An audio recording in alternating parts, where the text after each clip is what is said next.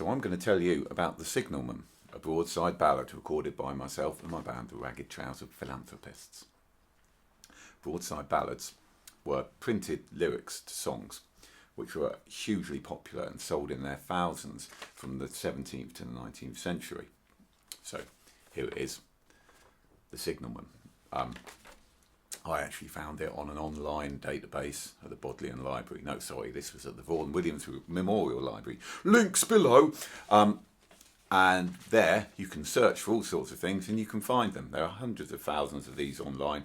And they're as ubiquitous now, perhaps, as they were in the Victorian era, when they would have been sold on street corners in cities by ballad sellers who would have gone round singing them to entice punters to buy the latest song that they had in their hand. Anyway, so The Signalman. This was collected by this as a ballad was found and collected by a song collector, Frank Kidson, in the late 19th century. I think in 1896, or at least that's what it's got scrawled on the front of the scan of it. Now this song, this ballad, formed part of a songster. Now songsters are great. They're like now that's what I call ballads of the ballad era. There it is, the Au Revoir songster, featuring Say Au Revoir but not goodbye, The Signalman, Glorious Beer, and this one, Parody on Dorothy Dean. Now sadly, parody on Dorothy Dean, although it's got the comma there, is actually a parody on the song Dorothy Dean. It's not telling Dorothy Dean to keep on parodying. I was a bit disappointed at that myself. Anyway, back to The Signalman. Here it is. So it tells a story of the signalman operating the levers, stopping the trains from crashing into one another. But the signalman's fallen asleep at his post and the trains are rushing down the line about to collide.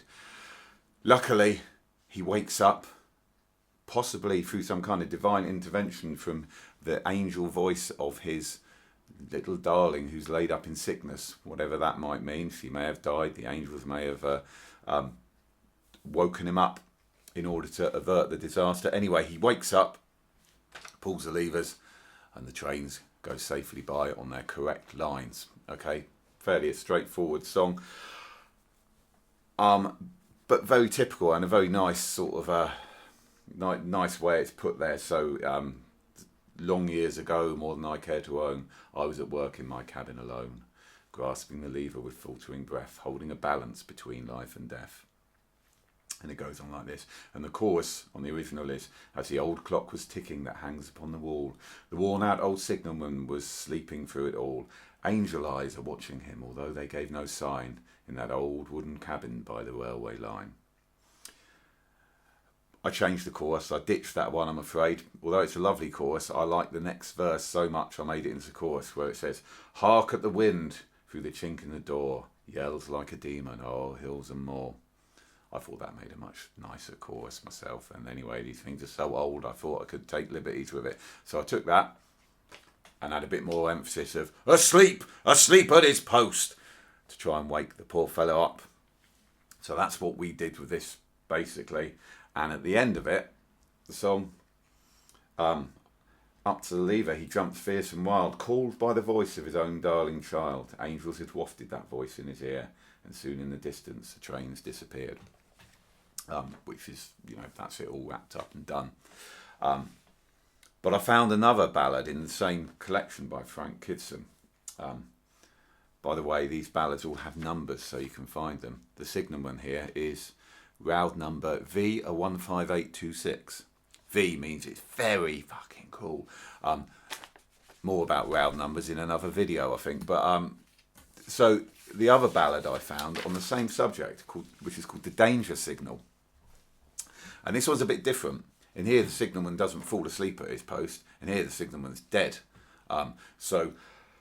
But with his last dying action, he pulled the lever and averted disaster. So it's a similar kind of thing. It's the fear of these massive tragedies that were unfolding around people, and the signalman protecting everyone from that. But this time, he wasn't woken from his sleep. He fixed it all and then died. And this has got quite a sort of strong work ethic, shall I say, in this one. So the end of it, His duty he did nobly and well. He knew that the train was now in full speed and in its course wanding. His life fleeting fast, yet to duty e'er true, his last set to his signals attending. So a strong work ethic there. Quite right, if you've got thousands of lives in your hands. But what I liked about this one was this bit here. So after the trains have stopped by the signal of danger, "What's wrong?" was the cry, but they got no reply. That silence seemed stranger and stranger. They sought him and found Gunner, that's the name of the signalman, dead at his post, with the signal hand pointing to danger.